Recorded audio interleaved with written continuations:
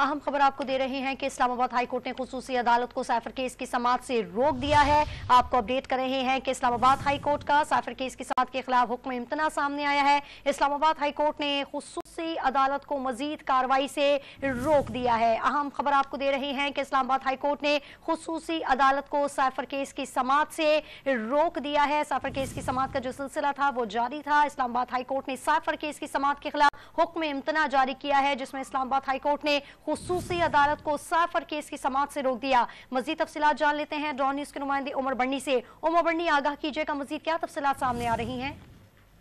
जी बिल्कुल, Islamabad high court की तरफ से एक बड़ा हुक्म सामने आया है। इस्लामाबाद हाई कोर्ट ने चेयरमैन पीटीआई के खिलाफ अडयाला जेल में जारी साइफर केस जो है उसमें हुक्म इम्तना जारी किया है। 16 नवंबर तक के हुक्म इम्तना जो है वो जारी किया गया है।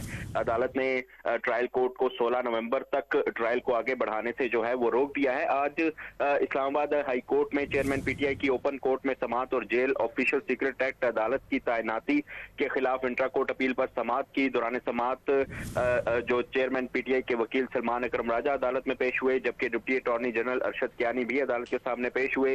जस्टिस मियां गुल हसन औरंगजेब की जानिब से ये रिमार्क्स दिए गए कि खानदान के चंद अफराद को समाअत में जाने की इजाजत का मतलब ओपन कोर्ट नहीं है। जिस तरह से साइफर केस में फर्द जुर्म आयद की गई, इसे भी ओपन कोर्ट की कार्रवाई नहीं कहा जा सकता।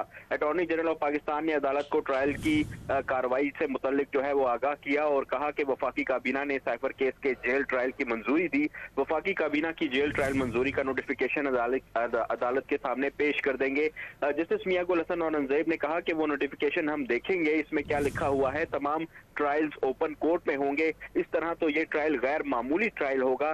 जस्टिस मियां गुल हसन औरंगजेब ने मजीद कहा कि हम जानना चाहते हैं कि ऐसे क्या गैर मामूली हालात थे कि ये ट्रायल इस तरह चलाया जा रहा है। आपने हमें बताना है कि दरअसल हुआ क्या है।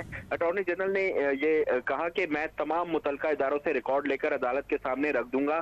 जस्टिस मियां गुल हसन औरंगजेब ने रिमार्क्स दिए कि बहुत से सवालात हैं जिनके जवाब देने की जरूरत है। वफाकी काबीना ने 2 दिन पहले जेल ट्रायल की मंजूरी दी।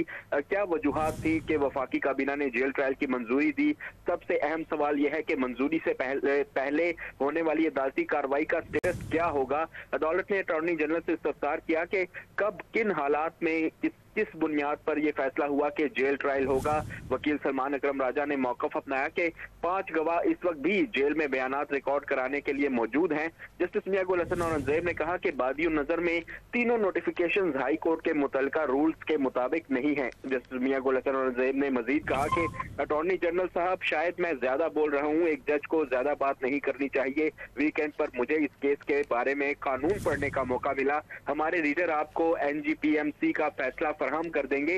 जस्टिस मियां गुल हसन औरंगजेब ने कहा कि साइफर केस ट्रायल करने वाले जज की तैनाती एग्जीक्यूटिव की तरफ से की गई, हमारे चीफ जस्टिस से मुशावरत की गई, लेकिन तैनाती एग्जीक्यूटिव ने की। अब जो ट्रायल जेल में हो रहा है वो हश हश नहीं होना चाहिए। जस्टिस मियां गुल औरंगजेब ने इंदिरा गांधी के केस का हवाला देते हुए कहा कि इंदिरा गांधी के केस में भी ट्रायल तिहाड़ जेल में हुआ था। जब फैसले को इस बुनियाद पर चैलेंज किया गया तो अदालत को बताया गया कि वहां मीडिया को भी इजाजत जो है वो नहीं दी गई। वहां भी एक साबिक वजीर आजम का केस था, यहाँ भी एक साबिक वजीर आजम का केस है। अदालत की जानिब से जो है 16 नवंबर तक साइफर केस की समाअत रोकने का हुक्म वो जारी किया गया और 16 नवंबर तक जो है वो हुक्म इम्तना जारी करते हुए ट्रायल कोर्ट को 16 नवंबर तक समाअत रोकने का हुक्म सामने आया है। तफसीलात बताए थे उमर मेहताब बनी, आपका बहुत शुक्रिया।